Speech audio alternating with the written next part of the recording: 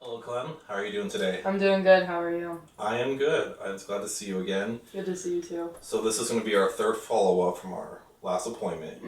So just going to go over the basic usual stuff, just per accordance and guidance. Is your housing situation still stable? You're fine there at the Marriott? Yep. Great. Food access good? All good. Yep. Transportation? Yep. Okay. Good. All of it's pretty much the same. That's good. As long as you're happy with it and suits you, that's all I need to know. Yeah. So when we last talked, you had just started, I think you're on the third or fourth appointment for outpatient therapy one-on-one. Would you like to share with me any updates, anything that has changed in the last 3 or 4 weeks since we last seen each other? Yeah, so I've been doing, I think, pretty well in like one-on-one. It's definitely helping me a lot. I did end up looking into group therapy. Okay. And it is mainly for alcoholics and addicts, and like just making like just group therapy for them. But I do sit in on that, and I think it's going well. I'm still not as comfortable as I am in just one-on-one therapy, but Sure. I'm getting there with group therapy. Just little steps, Yep. just a little bit at a time. Yeah. Okay, well, how do you feel about the group therapy? It's good. It talks a lot about like self-love and coping mechanisms that aren't what they're addicted to. So even though I'm not an alcoholic or an addict of anything, it's still good to know these things and like just have different coping strategies. So I am getting stuff out of it. It's just not like it's not geared for someone who's in my position. Right. But it's still good. So. Okay. With some of your skills, from what you were telling me from our first, our intake appointment, that you had a lot of self-practice, self-care of things that you learned within your network that maybe weren't on the mainstream, or they weren't like what maybe most therapists or most other people would prescribe. Do you think you could incorporate some of what you've learned from your family? I remember you said about a network. You come from like a bohemian, Yeah. maybe, I don't know if that's the word, maybe post-hippie kind of family. I imagine you said you learned a lot, or you were taught things that helped you cope. Do you think maybe you can share that with others at the table? I think so. I have been able to contribute like some different coping mechanisms and self-love practices along with the instructor or along with the facilitator of the group. So that's been nice. Like it feels like, oh, I do know what I'm doing. Like I do know what I'm doing with this practice. So that helps me feel a little more self-worthy, which is cool. Okay. So it sounds like therapy is working for you from what you're telling me. And now, if on top of therapy working for you, it seems like you've also considered different group therapy to where not only are you receiving, but you're giving. Yeah. I think that's really great. I think that's a great skill, a great experience to exchange, to give, and to take. Okay, well, good. I'm glad to hear that, Kim. So I remember we also talked about, going back to my notes, you were working or you were volunteering at the animal shelter and the local garden. How's that working out for you? Is that still a thing? Or? It's going good. So the group therapy sessions don't require me to work for a nonprofit. But I still like to do that because it keeps me busy. But it does require the addicts to do community service in the nonprofit for a nonprofit. So I go out with them. Like the ones who are probably on probation or something? Yeah. Okay. And so we found like this ranch that's kind of close by, but it's also not. Like it's a bit of a drive. Right. And we go along, and they have all kinds of things there. They have animals and like a garden and all different farm animals like that, like cows and pigs and chickens. Oh, wow. And so we go out every week and work at the nonprofit. So that's kind of cool, getting to experience that. Getting to experience like how it is on a farm. Like I don't have any farm experience. Right. Like I didn't have any exposure to like those kinds of animals before. Like we went on a safari one time when I was younger.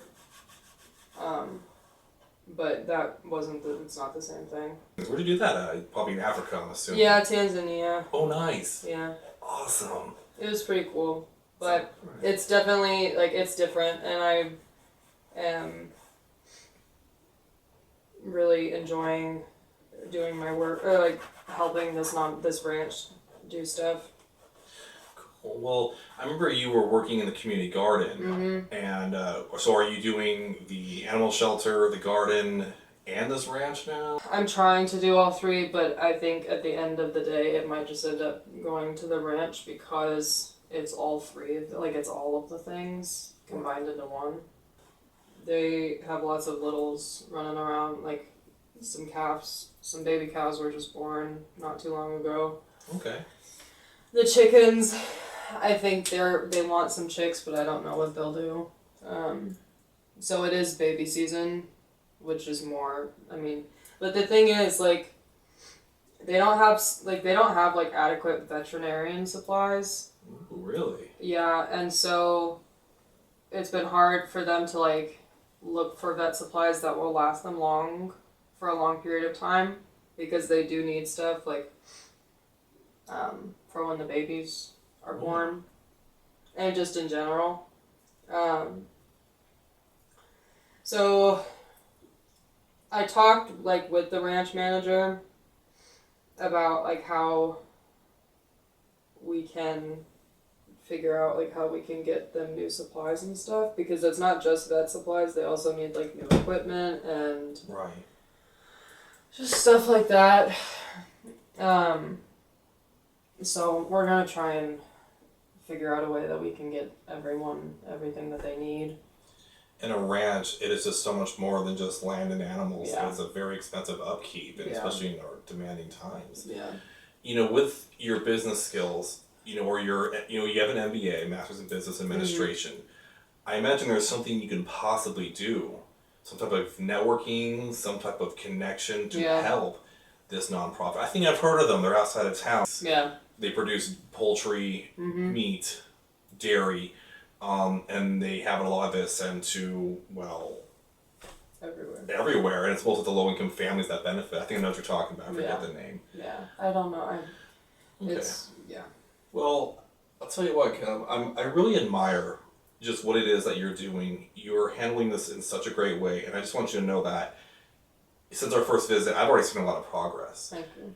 You are determined. You want to accomplish something, and I think that's a great strength that you uphold. Thank you. I just want you to know that I know maybe at times, you might struggle, I imagine, but you're proactively doing something about it. And from all you're telling me, it just sounds like you're almost on the brink. It sounds like there's something it's going to come together, and you're going to find something that's going to suit you. And I don't know what your long-term plans are, if you want to stay here in Macomb, if you want to go back to Northern California, but between here and there, where it is you want to move, there is something that you can achieve, something that you can acquire. I admire your strengths and how so quick you've overcome these things. And of course, it's not about the race, it's not about the destination, it's the journey we ride. Mm-hmm. So I just want to take this time and just, really emphasize about, overcoming these challenges. Thank you. And just your strengths. And I hope you don't lose sight of that. I mean, compared to when I first saw you, in that first visit, you seemed like you were just facing a bottomless pit of despair. Yeah. And here you are. I can just tell by just when you walked in, you're doing a lot better. You look a lot better. I can see you. Think you smiled too. Mm-hmm. So I'm glad to hear that. If I could take this time too, something I do with the clients after a few visits, and it's this really broad question, and it's called the miracle question. Mm-hmm. If you could wake up tomorrow and describe what your perfect day is, or what the perfect world is to you, what would it be?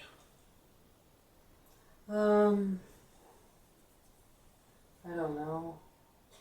It's okay, you can take your time, and if you don't know, that's okay too.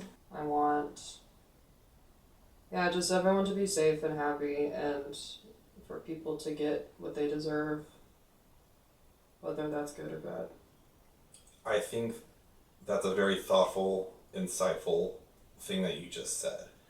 And I think that's a strength that you have just proven to me, that you are mindful of the world around you, which that was the impression I got of you when I first met you. So I think it's great that you didn't lose sight of that. And I think it's great that that's where your mindset out, that you weren't just thinking about yourself, you're thinking about the world, you're thinking about everyone. And that's a strength, Cam. That's a strength that many people, an organization is going to just admire about you. They're going to benefit from it. So, thank you. I'm glad to hear this. I'm really looking forward to your progress and what it is that you will achieve eventually. Per policy, we only have about 1 or 2 more appointments left, and until I have to reevaluate your case and see if you're further needed to sustain services for you. Mm-hmm. But honestly, it sounds like you're just on the right track. It sounds like I feel like you're on this brink of just finding what it is you want to do. You have MBA skills or Master's in Business Administration, and you seem to have this really great approach towards animals. And somewhere between there, I like to think there's, again, a solution is to be found, and just keep up on the good work. Everyone is thankful for it, myself included. I mean, I don't benefit from these things, but you are enriching our community, and it's important that for someone who doesn't even live here, really, you've accomplished a lot. So that says something. Thank you. At this moment, Clem, is there anything you want to share? Anything I can help you with? Anything I can assist you with? I don't think so. Okay, great. Well, we're probably going to meet in about 3 or 4 weeks around this time. Does that work for you? Mm-hmm. Okay, great. All right, well, we will conclude this meeting, and we're going to meet same location, same place, same time. Sounds good. And I look forward to hearing what you have to say. Thank you. All right, you have yourself a good day. Thank you, you too. Bye-bye.